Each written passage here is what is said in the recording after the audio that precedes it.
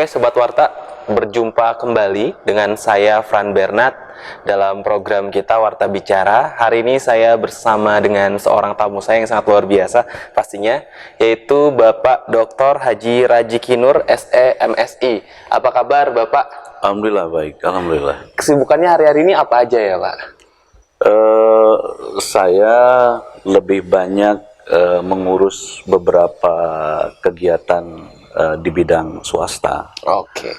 Yang memang sudah lama kami geluti, ya, karena kami ini dari keluarga yang berwira swasta dan hanya sedikit yang jadi pegawai negeri begitu. Jadi rata-rata saudara saya itu berswasta.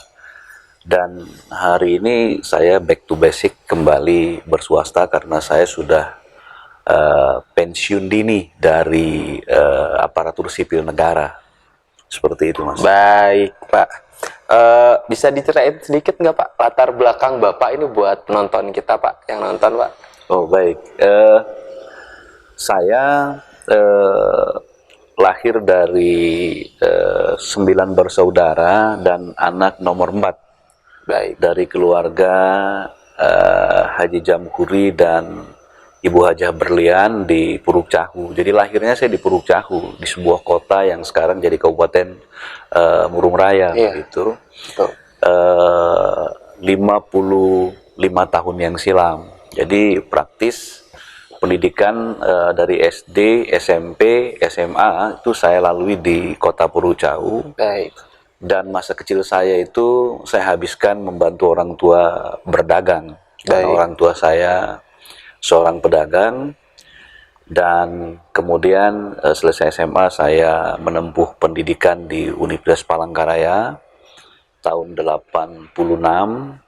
Itu mengambil fakultas ekonomi. Dan kemudian setelah selesai itu saya masih berswasta. Waktu itu menjadi kontraktor dan kemudian ada kesempatan untuk menjadi seorang pegawai negeri sipil. Ketika itu saya mendaftar dan kemudian saya diterima tahun 1994. Saya diangkat menjadi seorang pegawai negeri sipil. Oke. Dan menggeluti sampai 29 tahun. Dan di saat usia saya sudah 55 tahun, saya merasa harus segera hijrah untuk kembali menjadi seorang wira swasta begitu. Dan saya pernah menduduki beberapa jabatan di kota dan kemudian di provinsi. Di kota saya terakhir menjadi Sekda Kota Palangkaraya dan di provinsi saya menjadi Kepala Dinas Pemberdayaan Masyarakat Desa Provinsi Kalimantan Tengah. Dan setelah itu kemudian saya mengajukan pensiun dini. Oh baik, luar biasa. Nah Pak, apa sih yang jadi inspirasi atau pengaruh besar dalam hidup Bapak? Kan udah menjalani banyak jabatan yang bergengsi nih Pak. Inspirasi Bapak itu siapa sih Pak? Sampai bisa jadi seperti ini, seorang yang luar biasa gitu? Sebetulnya tidak luar biasa juga Mas. Saya pikir ini biasa-biasa saja yang mantap, dialami oleh hampir semua orang dalam perjalanan hidupnya begitu. Dan saya juga tidak pernah bermimpi seorang yang lahir di Puruk Cahu kemudian bisa menjadi pejabat di Kota Palangkaraya. Tapi saya melalui kesyukuran yang luar biasa dan saya berusaha untuk memberikan kontribusi secara maksimal sepanjang apa yang bisa kerjakan gitu. Tetapi kemudian saya berpikir tiba saatnya memang saya harus meninggalkan jabatan birokrasi ini dan kemudian saya berwira swasta. Tentu berwira swasta ini adalah sebuah tantangan yang menurut saya justru di sini saya banyak berkiprah membantu orang-orang. Jika saya bisa membuka satu unit usaha dan kemudian bisa membuka lapangan pekerjaan, justru ini ada kepuasan tersendiri bagi saya, di mana saya bersama orang-orang itu membesarkan satu usaha, satu unit usaha, dan kami bersama-sama membesarkannya dan kemudian mereka ikut hidup di dalamnya. Itu sebuah kebanggaan bagi saya. Nah, yang menginspirasi saya justru adalah hal-hal yang seperti ini. Luar biasa. Ya. Menurut Bapak, pencapaian terbesar yang pernah Bapak capai sepanjang ini tuh apa ya Pak? Bisa dikasih tahu Pak? Sebetulnya kalau secara formal pencapaian terbesar itu adalah ketika kita meniti puncak karir sebagai seorang aparatur birokrasi gitu. Dan sekda itu menjadi titik puncak karir tertinggi. Luar biasa. Tetapi apakah itu kemudian linier dengan rasa kepuasan yang kita alami? Juga tidak. Karena itu sekali lagi saya sebut adalah jabatan formal. Gitu. Tapi justru kepuasan-kepuasan itu kita alami ketika kita berada di satu lingkungan yang kita merasa nyaman, dan kemudian kita merasa berbahagia, dan kemudian kita bisa berbagi. Justru itulah letak titik puncak perjalanan spiritual atau batin kita merasa puas dan berbahagia. Tapi sangat tidak ditentukan oleh sebuah jabatan, dan juga sangat tidak ditentukan oleh sebuah posisi dalam status sosial, tetapi lebih ditentukan oleh rasa kepuasan kita berada di tempat yang pas, dan kemudian orang bisa menghargai kita. Saya kira itu. Wah, luar biasa banget, Pak. Ini prinsip hidup Bapak apa sih? Kita boleh tahu dikit nggak Pak prinsip Bapak? Saya sangat sederhana. Yang pertama, hidup itu adalah perjuangan. Oleh sebab itu, sampai kapanpun Anda tidak akan pernah berhenti untuk berjuang. Itu pertama. Yang kedua, tantangan itu selalu ada, masalah itu selalu ada, dan kita tidak boleh menghindar dari masalah. Nah, oleh sebab itu masalah harus dihadapi. Maka prinsip hidup yang paling sederhana yang saya miliki adalah berjuang tanpa henti dan selalu bersyukur ketika apa yang kita perjuangkan kemudian kita dapat sebatas apa yang kita peroleh, walaupun tidak sesuai dengan apa yang kita inginkan, tetapi itulah yang Tuhan berikan, Allah berikan kepada kita, dan kita harus mensyukurinya. Saya kira itu yang Oke, baik. Luar biasa, Pak. Ya. Di samping semua kesibukan yang sedang Bapak jalani sekarang, kesibukan dalam dunia swasta, kesibukan lain, Pak? Hobi gitu ada nggak, Pak? Hobi apa? Saya hobinya Biasanya. itu adalah selalu berolahraga setiap sore saya main bulu tangkis. Wah, luar gitu. biasa. Dan kemudian saya berusaha untuk mengembangkan yang sedang saya jajaki adalah pengembangan lembaga pendidikan gitu. Saya berkeinginan anak-anak muda di Kota Palangkaraya atau di Kalimantan Tengah pada umumnya itu bisa ada satu wadah yang bisa menempa mereka, dan kita berupaya untuk mentransformasi soft skill, dan mereka kemudian punya keahlian, dan kemudian kita bisa sebarkan mereka di beberapa perusahaan-perusahaan yang memang membutuhkan sesuai dengan pangsa pasar yang dibutuhkan begitu. Nah, saya berkeinginan untuk mendirikan lembaga-lembaga seperti itu, namun sampai sekarang masih dalam proses penjajakan, dan mudah-mudahan itu nanti bisa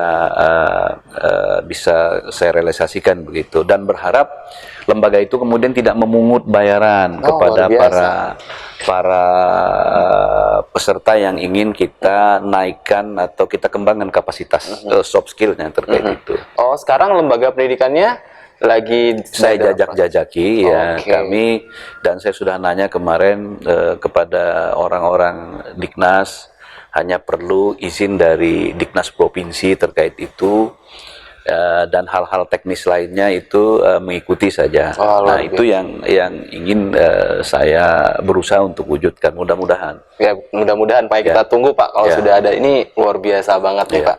Nah, sekarang dari segi pemerintahan Pak, menurut Bapak perkembangan politik di Kalteng saat ini gimana ya Pak? Kita bicara ada Dari segi politik.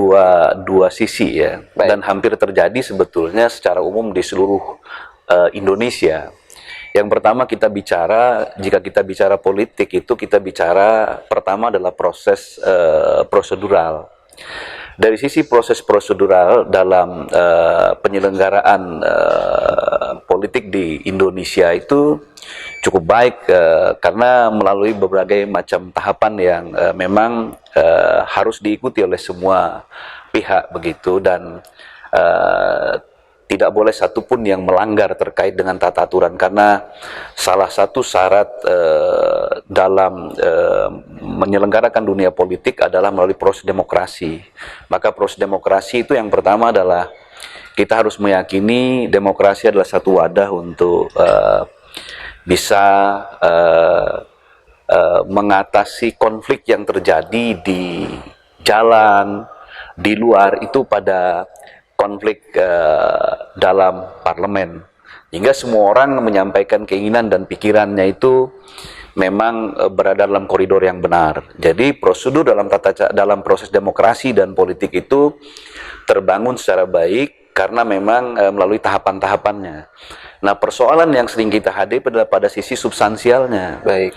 Apakah misalnya kemudian dalam rekrutmen pimpinan ketika kita memasuki masa 5 tahun dalam proses demokrasi ini, kita sudah dapat pemimpin politik yang memadai dalam memimpin satu daerah ketika misalnya diberikan amanah oleh masyarakat. Baik. Nah, seringkali yang kita hadapi adalah partai politik belum sepenuhnya memang mampu membangun sistem yang baik untuk memfilter kira-kira siapa yang harus menjadi pemimpin yang memang betul-betul memiliki kapasitas, memiliki kapabilitas, memiliki integritas, moralitas dan lain-lain yang memang harus dipenuhi sebagai seorang pemimpin. Baik. Nah, di kita secara substansial ini belum memenuhi, ya, sehingga acap kali yang terjadi adalah pemimpin melakukan pelanggaran atas hukum atau ketentuan yang diberikan. Padahal salah satu syarat demokrasi dalam berpolitik adalah orang harus mengikuti tata aturan. Nah, begitu juga di pemerintahan. Nah, harusnya mengikuti tata aturan. Baik. Nah, ketika kepala daerahnya tidak paham soal ini dan kemudian memaksakan kehendak, maka yang terjadi adalah justru bukan keajekan. Padahal dalam berpolitik itu kita membangun keajekan dalam sistem pemerintahan kita. Baik. Agar pemerintahan itu berjalan secara baik, sesuai dengan tata aturan. Baik. Itu disebut dengan keajekan, karena dia tertib dalam penyelenggaraan pemerintahan. Nah, ketika penyelenggaraan itu kemudian dilakukan pelanggaran dalam tanda petik, quote and quote, karena ada konflik of interest, kemudian juga ada kepentingan-kepentingan lain, ada rasa primordialisme, ada rasa kemudian subordinat. Nah, ini yang membuat proses penyelenggaraan dalam tata pemerintahan itu tidak berjalan secara baik. Nah, oleh sebab itu, harapan kita sebetulnya titik tolaknya ada pada partai politik. Mampukah partai politik kemudian melakukan filterisasi atas calon-calon yang direkrut untuk dikontestasikan dalam proses pilkada. Nah, seringkali ini yang menjadi kelemahannya, karena partai politik memang harus kita akui di Indonesia secara umum memang tidak memiliki kemampuan finansial.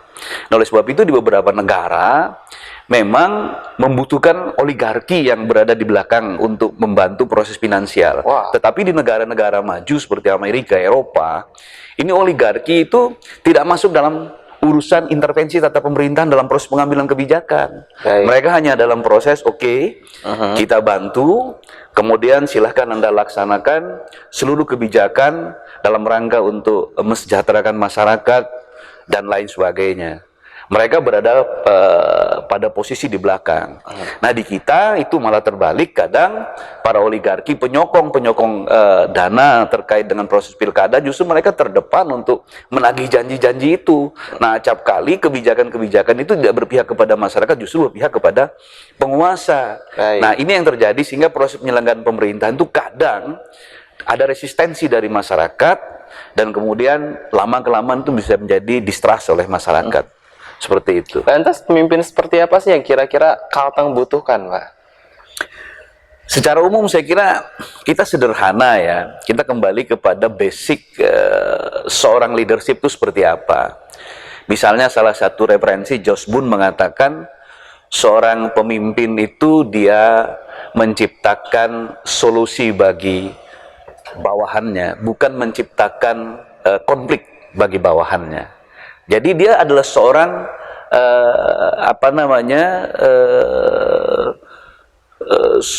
seorang pemberi solusi bagi bawahannya.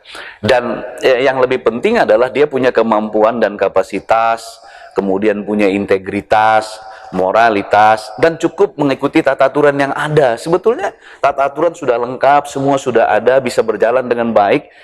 Karena menjadi pemimpin itu sebetulnya tinggal mendayagunakan para birokrat yang ada sesuai dengan kemampuan dan latar pendidikannya juga sudah bagus sebetulnya. Jangan sampai terbalik begitu, orang yang baik, kemudian yang punya kemampuan, pendidikan, kemudian tidak digunakan, justru yang digunakan adalah orang-orang yang ya kita anggap belum memenuhi dari sisi kualitas dan kemudian dari sisi kemampuan dan pengalaman. Nah, ini yang menurut saya agak kembali kepada persoalan basicnya begitu. Nah, oleh sebab itu memimpin itu cukuplah saya kira orang yang punya integritas, ya moralitas, kemudian punya kapasitas dalam proses kepemimpinannya, dan kemudian mampu memberikan solusi bagi bawahannya dan masyarakat di sekitarnya, dan bukan menjadi sumber konflik bagi orang-orang di sekitarnya. Saya kira sederhananya seperti itu. Oke, terus bagaimana cara memastikan partisipasi masyarakat nih Pak dalam proses pengambilan keputusan, apalagi di pemerintahan? Nah, kalau terkait ini sebetulnya dalam teori kebijakan itu sebetulnya ketika kita ingin mengimplementasi kebijakan, harusnya terlebih dahulu kita melakukan sosialisasi kebijakan. Baik. Nah, tahap-tahap ini kadang tidak terlaksana secara baik, sehingga partisipasi masyarakat itu tidak terlibat secara masif dan intens. Nah, itu akhirnya kadang satu kebijakan atau satu aturan itu ketika diimplementasikan dia gagal dalam proses pelaksanaannya karena dapat resistensi, karena tidak dilibatkan secara masif. Nah, itu yang jika kita melihat bagaimana proses keterlibatan masyarakat. Tapi kalau saya kira masyarakat itu diajak serta dalam proses keterlibatan, nah kita bisa mengukur ternyata keberhasilannya lebih tinggi daripada kita tidak melibatkan masyarakat secara baik dalam proses pengambilan kebijakan. Terus cara mengukur keberhasilannya gimana tuh Pak? Tentu banyak indikator ya. Iya. Jadi dalam proses pembangunan itu ada yang disebut dengan outputnya. Jadi orang hanya mengukur seberapa besar inputnya, kemudian seberapa besar outputnya. Nah, lebih daripada itu ada tenggang waktu untuk kita bisa mengukur benefitnya, manfaatnya. Ini misalnya nih kita membangun rumah sakit, katakanlah mewah betul gitu rumah sakit yang kita mau bangun. Tapi kita tidak memenuhi syarat-syarat kajian atau analisis dalam perspektif geografis gitu. Misalnya nih dari sisi geografis, apakah rumah sakit itu berada di tengah-tengah pusat pelayanan masyarakat? Baik. Karena syarat rumah sakit itu dia harus terkonsentrasi berada di tengah-tengah masyarakat. Baik. Karena dalam rangka untuk meningkatkan layanan. Baik. Nah, kalau kita bangun rumah sakit jauh misalnya, siapa yang nggak datang? Iya, betul. Nah, kan ini menjadi persoalan. Nah, oleh sebab itu, bagaimana cara kita untuk mengembangkan hal-hal yang berkaitan dengan proses pembangunan ini, maka kajian-kajian itu mesti harus kita utamakan. Karena saya pernah mengikuti kajian dalam perspektif geografis ya, namanya analisis geografis. Jadi kalau kita mau bangun sesuatu itu, ini sama kita mau bangun toko bisnis lah. Baik. Ini berada di pusat layanan kota, berada di jalur yang strategis atau tidak. Kalau kita di jalur strategis, ini toko apa yang cocok? Kan begitu. Tidak serta-merta kita dapat tempat kemudian kita bangun, kita seperti ini. Tidak, ada analisa-analisa dari pendekatan-pendekatan geografis dan pendekatan-pendekatan aspek sosial lainnya yang mesti kita telaah. Sehingga dari situ akan terukur ketepatan dalam proses kita memilih tempat. Ketepatan dalam proses kita memilih berapa besar anggaran yang kita keluarkan. Baik. Nah, sehingga proses kebijakan ini bisa berjalan sesuai dengan harapan, sehingga dampak-dampak dari proses pembangunan akan dirasakan masyarakat. Kalau kita hanya mengukur input output saja, oke, Anda mau rencana bangun rumah sakit, outputnya memang tercipta rumah sakit. Tapi apakah kemudian rumah sakit itu datangin orang atau tidak? Kan begitu. Apakah kemudian di operasionalnya tertutupi atau tidak? Karena kan ke depan rumah sakit ini kan harusnya sudah proses manajemennya menjadi Badan Layanan Umum Daerah, BLUD namanya. Dia berusaha mencari duit sendiri dan kemudian memberikan layanan sebaik mungkin. Sehingga peran pemerintah hanya memberikan subsidi saja, tidak langsung kemudian memberikan bantuan secara maksimal begitu. Nah, rumah sakit diusahakan untuk bisa lebih mandiri. Nah, seperti itu. Jadi mengujinya tidak hanya sekedar dari sekali lagi input menuju output, tetapi ada benefitnya, ada impactnya. Betul. Sehingga proses pembangunan itu kemudian bisa diukur berjalan atau tidak, seperti itu. Kira-kira terus kebijakan seperti apa yang masyarakat sekarang butuhkan, Pak? Kalau masyarakat sekarang itu sederhana ya. Kebijakan yang pro dengan masyarakat pada saat kondisi ekonomi yang sedang dihadapi sekarang. Kita sekarang menghadapi situasi krisis ya, di mana pengaruh global sangat berdampak kepada ekonomi di Indonesia, walaupun di beberapa hasil survei atau data yang diberikan itu bahwa ekonomi Indonesia akan tetap mampu tumbuh 5% begitu, dan masih ditopang oleh kondisi sektor-sektor pertanian, sektor-sektor industri dan lain-lain, sehingga akan cukup bagus perkembangannya. Tetapi persoalannya kan sebetulnya jika kita menelisik lebih jauh, misalnya katakanlah di Kalimantan Tengah begitu, memang kalau kita lihat PDB-nya cukup bagus, penyumbang yang nomor urut 5 kalau tidak salah untuk tingkat nasional juga, tetapi itu ditopang oleh sektor-sektor kehutanan dan sektor-sektor pertanian pada umumnya. Nah, ini kan sebetulnya ditopang oleh perusahaan-perusahaan besar. Betul. Jadi tidak mencerminkan kekuatan ekonomi yang sesungguhnya. Sehingga jika dilihat dari pendapatan per kapita masyarakat, justru pendapatan per kapitanya masih rendah dibanding misalnya pendapatan per kapita daerah tetangga kita, Banjarmasin, Pontianak, Kalimantan Barat, dan kemudian daerah-daerah lain seperti itu. Nah, oleh sebab itu sederhana saja.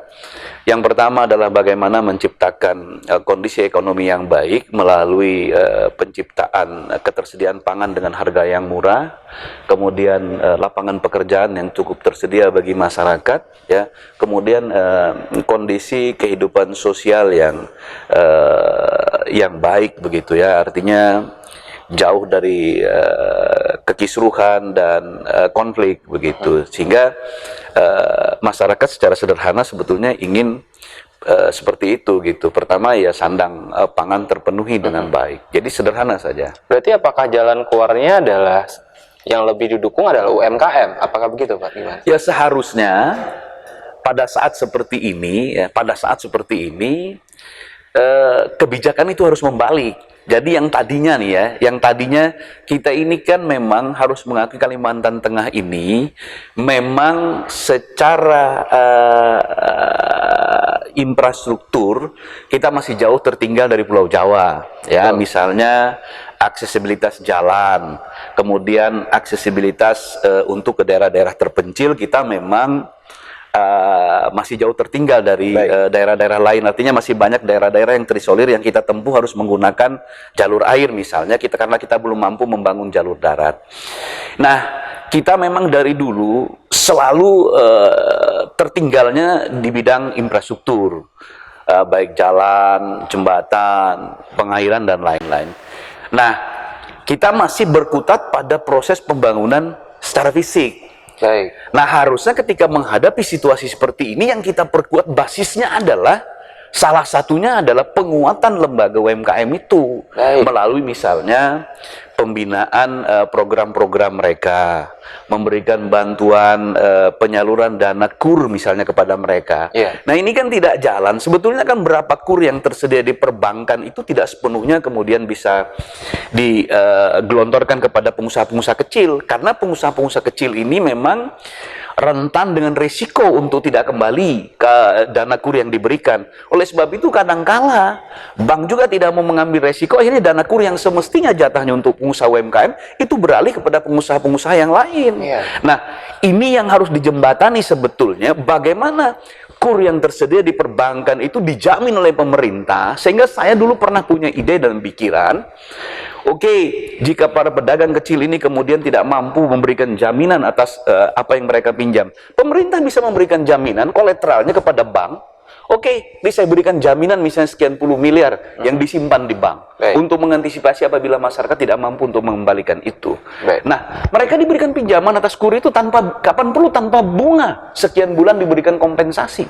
Ini kan salah satu untuk meningkatkan gairah perdagangan sebetulnya, UMKM juga sebetulnya. Betul. Nah, kemudian yang kedua, ini kan proses bantuan finansial dan memberikan bantuan pendampingan terhadap usaha itu. Yang kedua adalah bagaimana kita mengembangkan sumber daya manusia di Kalimantan Tengah ini. Oleh sebab itu sokongannya harus kuat. Kita lihat Yogyakarta itu kenapa jadi besar. Mereka tidak punya sumber daya alam. Malang tidak punya sumber daya alam, tapi mereka menjadi kota yang maju karena mereka bisa membranded diri mereka menjadi kota pelajar. Orang datang kemudian berduyun-duyun memastikan untuk belajar di sana. Nah, yang terjadi apa?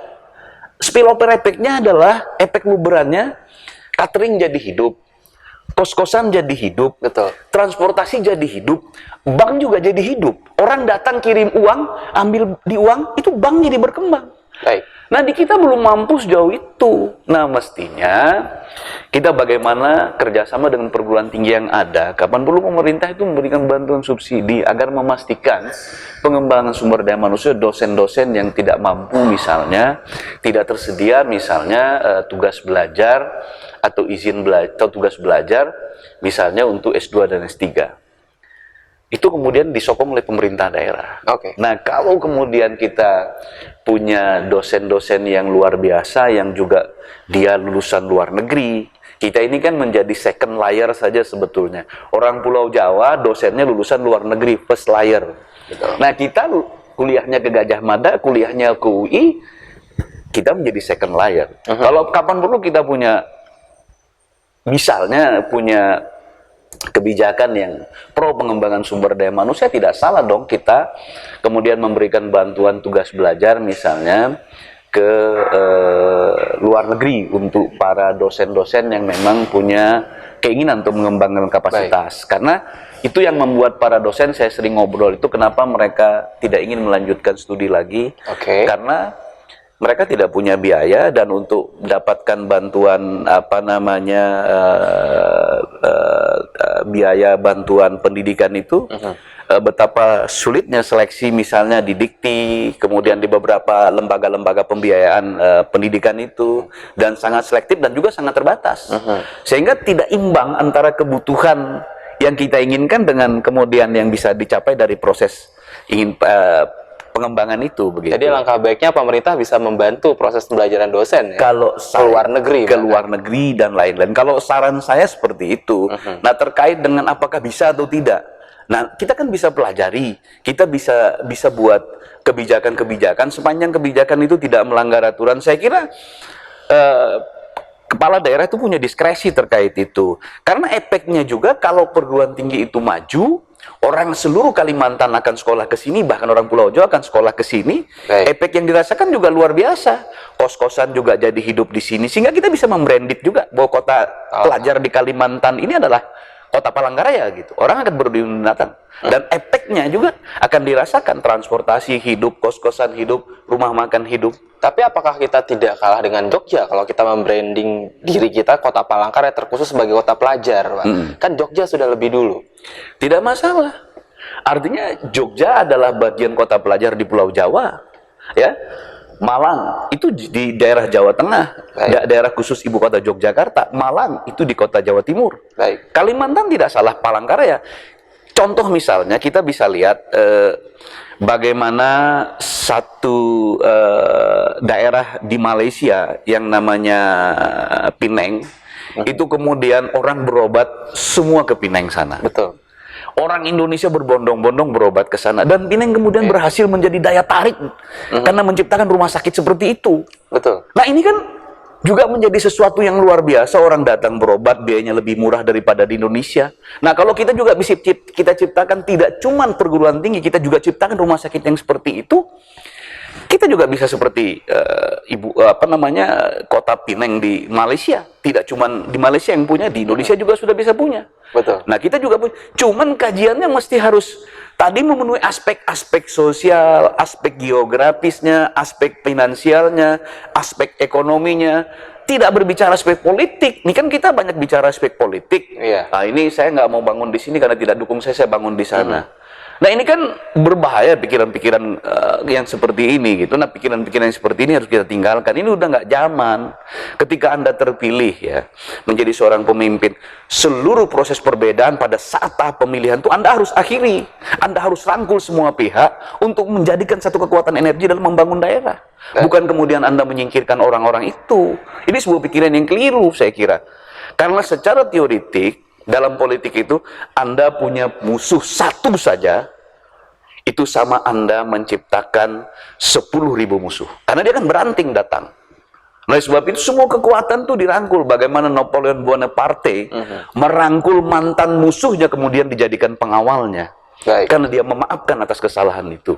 Ini kan bisa jadi kekuatan tambahan. Betul. Nah, saya kira seperti itu. Terakhir Pak, kira-kira pesan untuk masyarakat terkait soal ini apa Pak? Pesan Bapak? Saya kira sekarang masyarakat kita ini sudah sangat pintar dan cukup dewasa ya, karena proses arus informasi itu masuk lewat berbagai lini, khususnya media sosial yang sekarang sangat berperan di dalam kehidupan masyarakat begitu. Tidak terbayangkan kita sudah bisa makan hanya dengan memencet jari, datang melalui Grab. Tidak terbayangkan kita mentransfer duit hanya dengan memencet jari kemudian bisa sampai kepada orang yang dituju. Nah, proses digitalisasi ini berkembang dengan pesat. Nah, harapan saya dan pesan saya adalah gunakan perkembangan digital ini dengan sebaik mungkin dengan aspek-aspek yang bermanfaat, bukan aspek-aspek yang kurang baiknya begitu. Dan yang kedua, prospek ke depan kembangkan usaha-usaha kecil dengan tetap menggunakan basis-basis digital, karena ini menjadi hal penting dalam menyikapi perkembangan dunia media sosial sekarang ini. Kemudian yang ketiga, agar masyarakat tidak termakan oleh hoax yang beredar di mana-mana, lebih selektif bisa memilih mana yang benar, mana yang tidak begitu. Dan yang terakhir, agar masyarakat terus berusaha untuk mengembangkan kapasitas diri masing-masing dan selalu belajar, karena kita dihadapkan pada perubahan setiap hari yang tidak pasti. Oleh sebab itu kita harus mampu menyikapi perubahan-perubahan itu dengan antisipasi-antisipasi. Jika itu tidak kita lakukan, maka kita akan tumbang dan kemudian kita akan tergilas. Kita lihat sudah berapa banyak teknologi yang tergilas karenanya. Betul. Mesin tik sudah hancur. Betul. Ya. Kemudian dulu sebutannya tustel atau kamera juga sudah hancur. Betul. Rekaman tape record itu juga sudah hancur. Karena hanya diwakili hanya oleh satu handphone yang kita miliki. Betul. Semua mengalami perubahan seperti itu. Nah, jika kita tidak sikapi secara baik, secara arif, maka kita akan hancur dimakan oleh perubahan itu sendiri. Oleh sebab itu, yuk mari kita sama-sama terus berjuang, terus mengembangkan kapasitas diri, dan yang terakhir menyikapi 2024, pilihlah pemimpin yang baik, yang punya kapasitas, punya integritas dan punya moralitas, serta memiliki rekam jejak yang jelas. Baik. Jangan lagi kita terjebak memilih pemimpin yang tidak jelas rekam jejaknya, dan kita lihat apa yang terjadi kemudian. Baik. Karena satu kesalahan kita memilih akan berdampak 5 tahun akan dirasakan oleh masyarakat di Kalimantan Tengah pada umumnya. Saya kira seperti itu, orang-orang politik, orang-orang baik mesti harus masuk ke dalam lingkungan politik agar kemudian sistem dan mekanisme politik itu bisa berjalan dengan baik, kita memberikan kontribusi dengan baik. Oleh sebab itu seluruh masyarakat, tidak saja masyarakat sosial pada umumnya, tetapi juga seluruh penyelenggara pemerintahan, agar kita bisa memberikan suri tauladan yang baik. Kita mulai dari diri kita sendiri. Saya kira seperti itu. Oke, baik. Keren banget obrolan saya hari ini dengan Bapak Radjiki Nur. Terima kasih Pak sudah hadir di Warta Bicara. Kalau kita undang lagi jangan bosan ya Pak. Terima kasih. Oke, demikian obrolan saya dengan Pak Radjiki Nur hari ini. Ya, berjumpa kembali di Warta Bicara selanjutnya. Terima kasih. Terima kasih Terima Pak. kasih. Terima kasih Pak. Terima kasih.